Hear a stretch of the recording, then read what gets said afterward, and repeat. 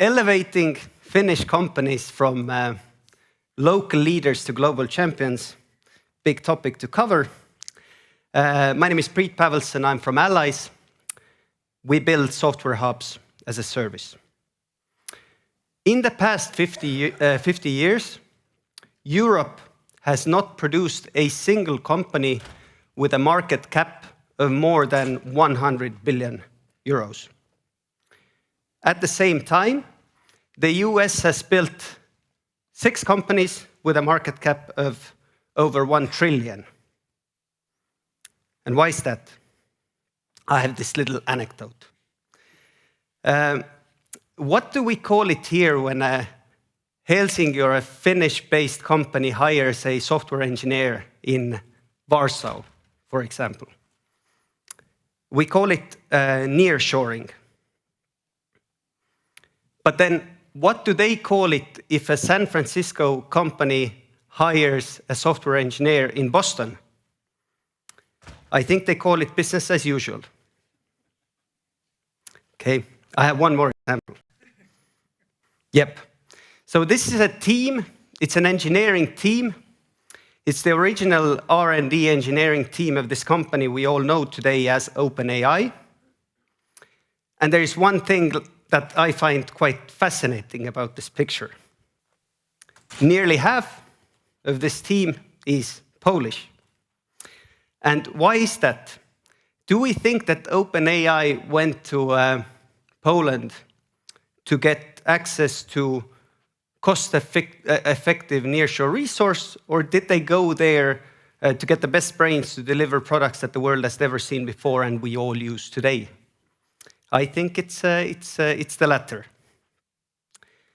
If we are to become global champions, in a way, we have to stop being Finnish, we have to stop being Estonian like myself. I think we have to be European. We have heard so many stories of why we can't. All the regulation, of course, is stopping us and all the other problems, but we actually can. The way for European companies to compete and maybe beat the others, let's say US, the China, and is actually our 450 million strong talent pool. We have the best technical universities, we have really smart people, but they are all based in those talent pockets hidden away. I think Finland is a great place for innovation and to build very big POCs as well. But at one moment we have to scale, and we can do it and we can scale in Europe, so we can become these global champions. And there are companies among us, of course, in this audience as well, who are those global champions. And one of them is Metso. In 2024, Metso opened its digital and design hub in Krakow, Poland. It is now, I think, 50+ persons strong, growing daily. And Jan-Erik will tell us kind of the strategy behind it, why they did it, and what are the learnings, what went wrong maybe, what is going well. And yeah, the floor is yours. All right. Thank you very much, and good afternoon, everybody. My name is Jan-Erik Lindfors, and very nice to be here today to be able to talk about Metso, not Metsä, but Metso. So, of course, we are in the mining and minerals processing industry, very traditional one, and I think it's quite a hard thing to follow up. You know, on stage one, you have Supercell on innovation, and then you bring a traditional kind of manufacturing company, which is really known as the crushing company, to talk about digital innovation and so forth. But I'll do my best, and looking forward to any questions and comments later on. So, in my role as VP Software, I'm responsible for the software delivery lifecycle at Metso, and especially in the minerals segment. That means how we plan, how we develop, and how we deliver products to our customers. And we've done quite a transformation over the last year or so when I look back at the things we've accomplished, building our foundation for digital transformation, involving our customers, and especially what we're here to talk about today is how do you really develop and in-source, those critical capabilities that you need to have yourself in order to execute on digital. I'll spend a couple of minutes on Metso first, and then on Metso customers and what their problems are that we're helping to solve. And then we'll dive a little bit into how did we develop and execute on our Krakow Studio project. Right, so the picture you see here is actually from our site in Krakow. Very nice building.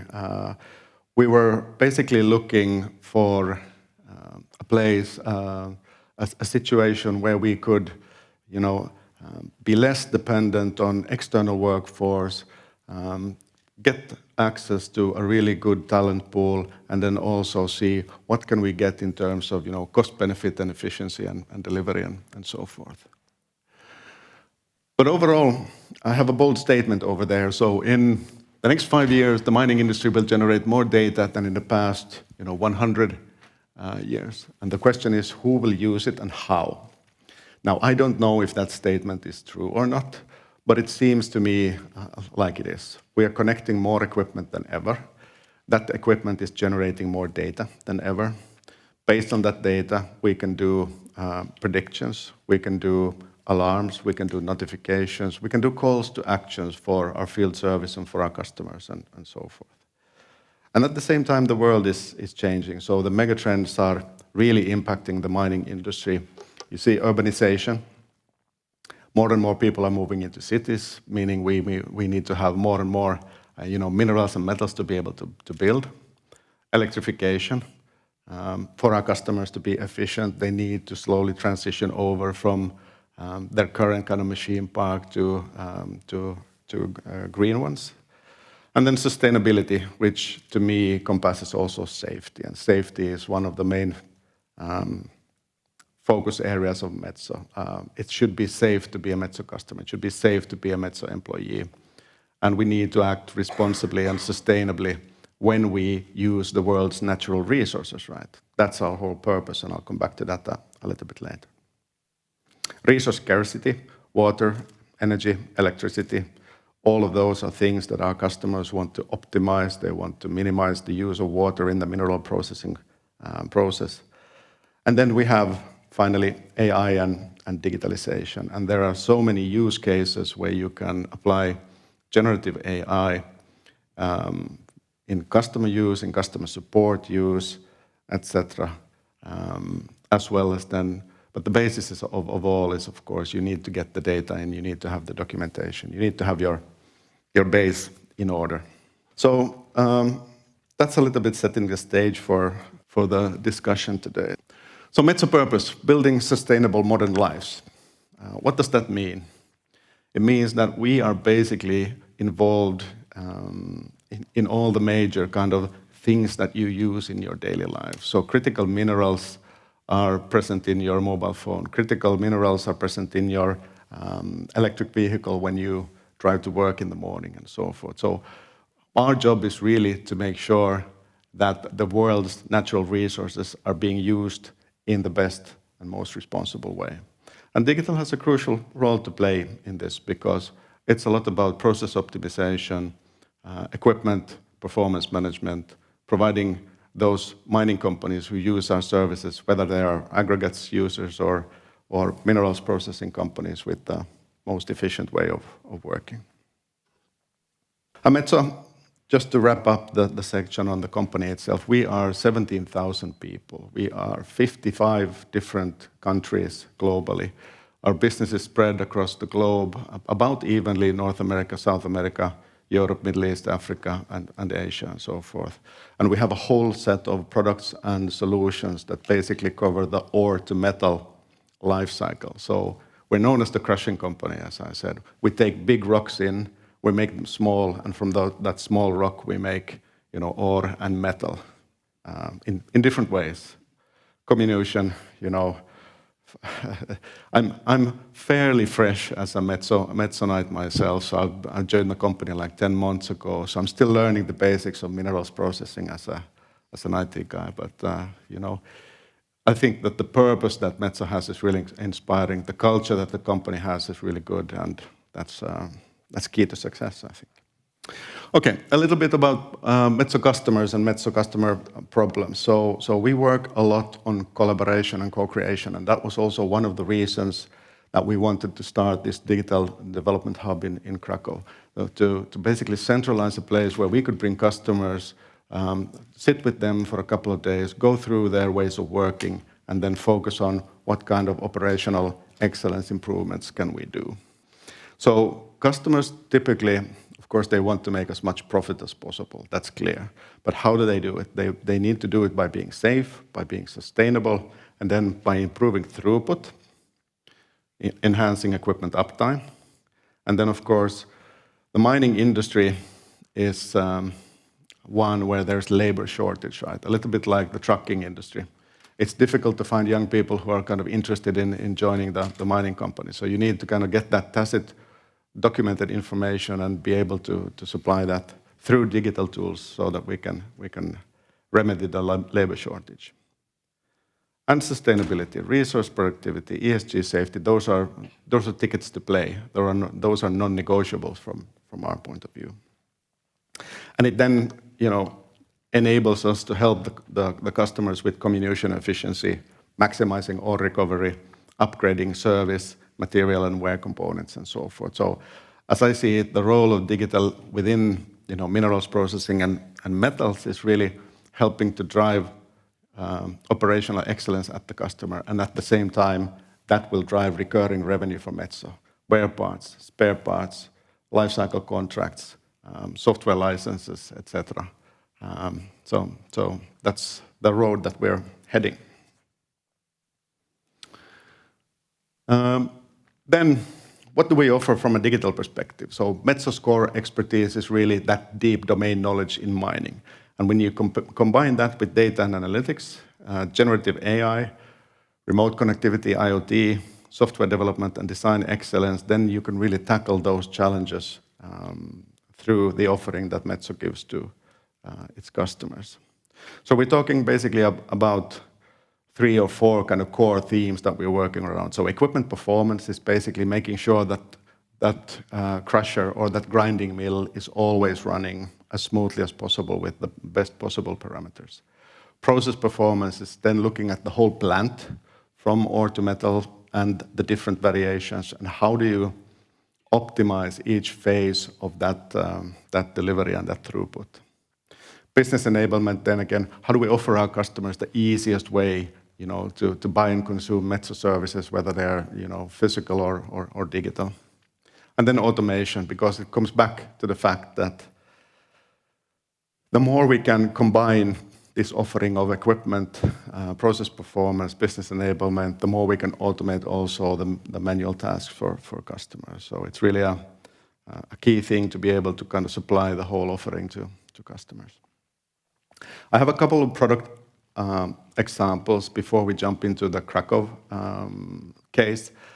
I just want to highlight these 2 products because they are basically the best of their kind in the industry. Even though we're not a software company, we have the best simulation software in the business. So HSC chemistry is something that metallurgists use to basically design the plant and the processes within the plant, all the equipment on their parameters and their variables, and how that should be optimally designed to basically get the maximum throughput. And then the second example is something we call Geminix, basically a digital twin that allows us to simulate the whole plant, different scenarios, and see how that kind of performance variance then can be mitigated, and what's the best way of actually running your plant from ore to metal in the way. We have, a lot of digital products, and I think once the mining industry gets mature enough, and once we as a company get mature enough, we won't talk about digital products anymore. It's the Metso offering, a combination of equipment, plant performance, whether it's software, whether it's hardware, it doesn't really matter. But the mining industry is a little bit kind of slow to change. So for now, we're still talking, digital offering on top of equipment or process performance.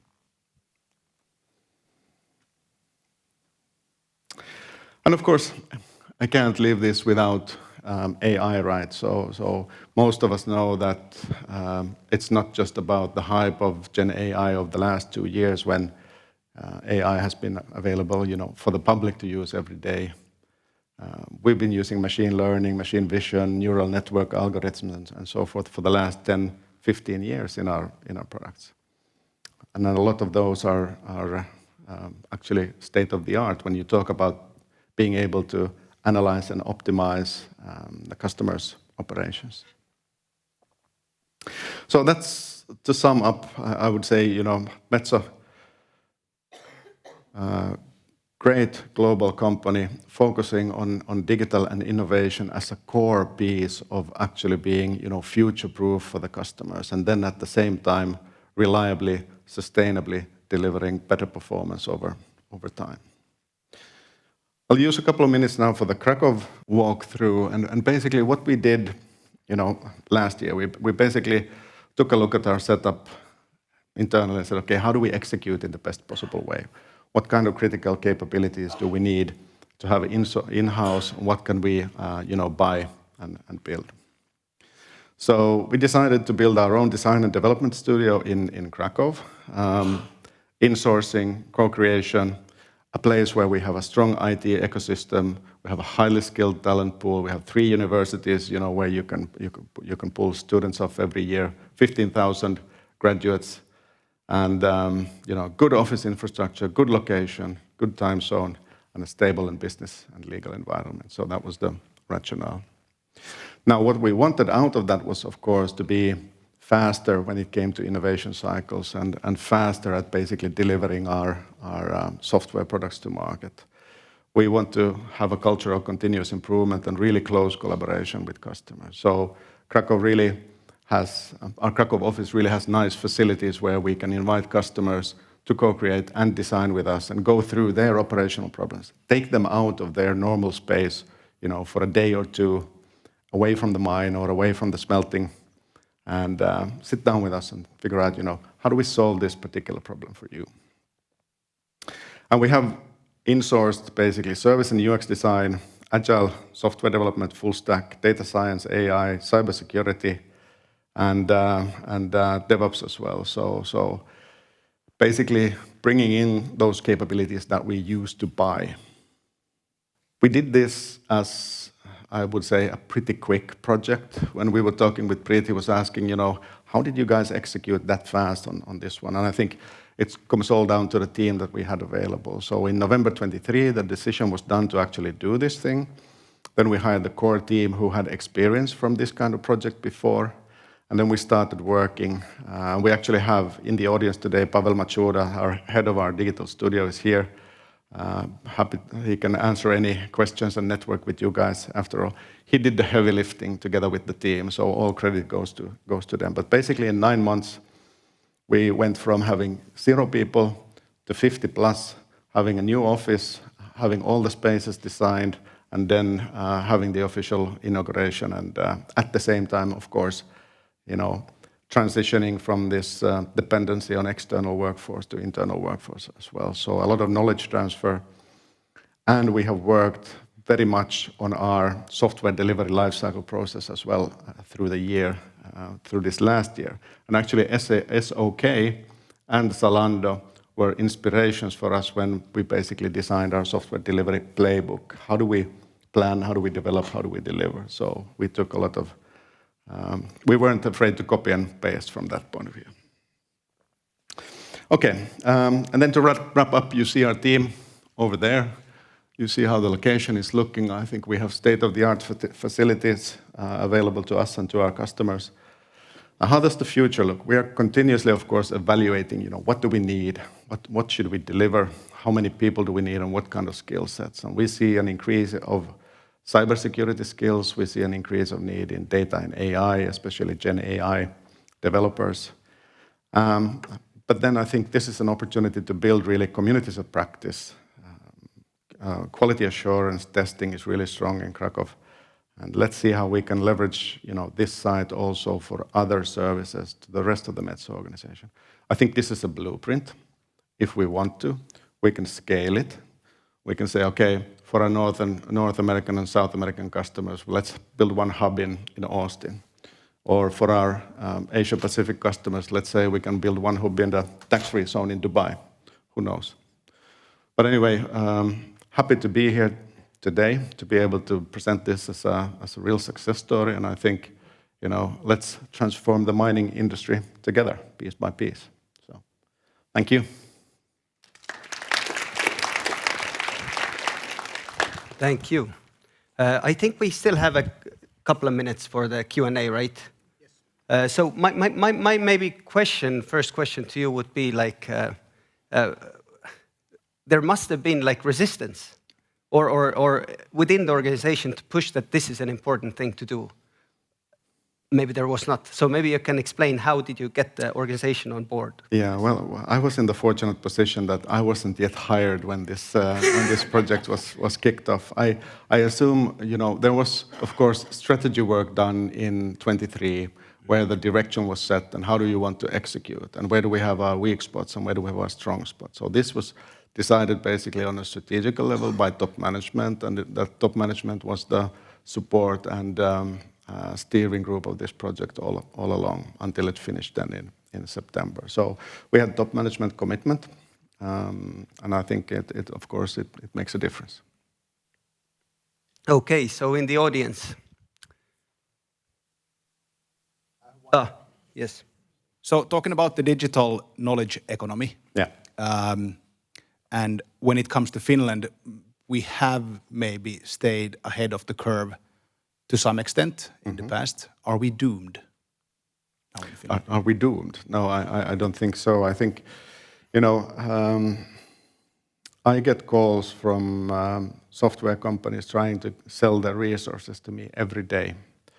And it seems to me that the combination of Finnish economy not being in the best possible place, companies focusing on delivering bottom line results, is slowing down innovation or investments in innovation. So I think it's a cycle, and of course, whatever is happening in the global, political sphere is affecting decision making as well. But I don't think Finland is doomed at all. We have a great education system. We have great companies, working together.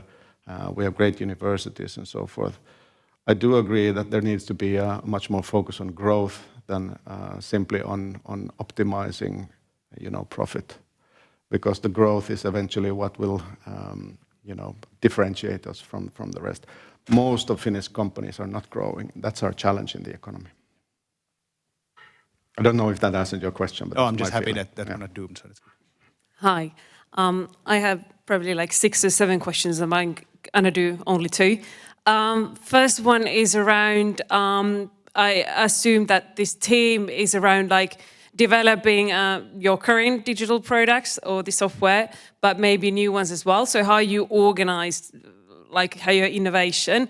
And the second question is around culture, because you ramped up the team so quickly. Yeah. So how do you turn all these people into Metso Knights? Yeah, great question. So first of all, on the innovation piece, as you saw, we had a pretty big, portfolio of products to already kind of develop and maintain. So what we did, we built kind of cross-functional teams where we had 15 different roles kind of identified, all the way from, the product owner down to the cybersecurity specialists.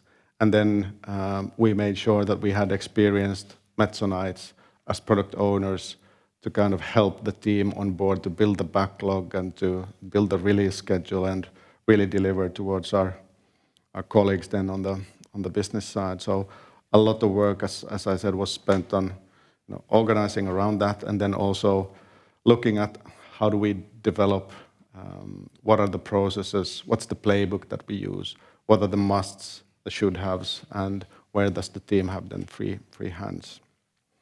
I'm sorry, I forgot your second question. The culture. Yeah, the culture. Okay. So I think there's an interesting kind of aspect here is that when I look at the Krakow team and the Krakow studio, it's very dynamic. It's a little bit more youthful. It's a little bit more energetic and so forth. So I think blending, that those experienced Metso Knights who have this deep domain expertise on mining and minerals processing with the energy and the dynamisms that you have with young people coming in and really doing the work is how we try to build that culture. Overall, I would say Metso has a really healthy culture in terms of, there are 3 areas I'd like to kind of emphasize. So health, impact, and flow. And health is about the developer experience or the employee experience, right? So how do you make sure that we retain the best people, the people that we have, and how do we offer them a growth path? Impact is then all about, what do we deliver towards our internal and external customers? What kind of products and with what quality? But then flow, to me, is maybe the most important thing, because it's how you take in work, because work is a funnel, not a tunnel.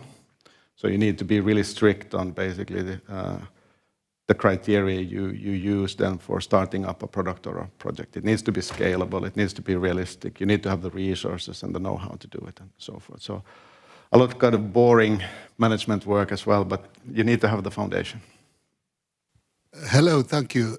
So Patrick Ross is the name, and I wanted to ask you that when you moved from using, I think, consultants to in-sourced resources, have you seen benefits? What are the differences, or what has changed?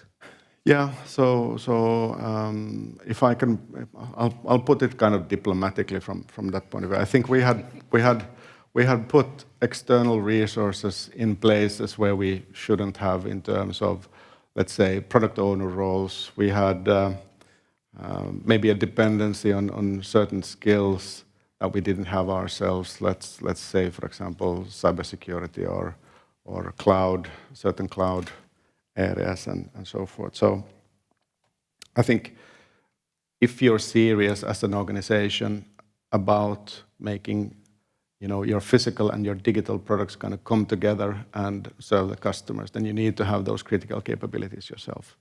It's easy to pay X million euros amount of per year and have an army of consultants. It's much harder to kind of in-source that capability over time. And we're starting off, right? So I'm not saying that we have the perfect solution, but at least we know, what things we need and what we're looking for. And we've seen, there's a couple of benefits that I would kind of highlight. The faster kind of throughput in terms of, I'm a tech nerd, right? So I follow pull request cycle times. It's something that I consider a kind of key metric for our teams. And when I see kind of pull request cycle times going down, when I see epic cycle times going down, I think we're on the right track. When I see better quality assurance, code coverage of testing, etc., then I think we're on the right track. And then, of course, cost. We were looking to get cost down as well, and I think we had a certain cost target. We didn't really get, but we got really close. So that was also one part of it. Okay, thank you very much. I think that if you're staying here, happy to take more questions, I guess. And also Pavel Makuda is somewhere in the audience. But I think we wrap it up. Yeah. Thank you very much. Thank you.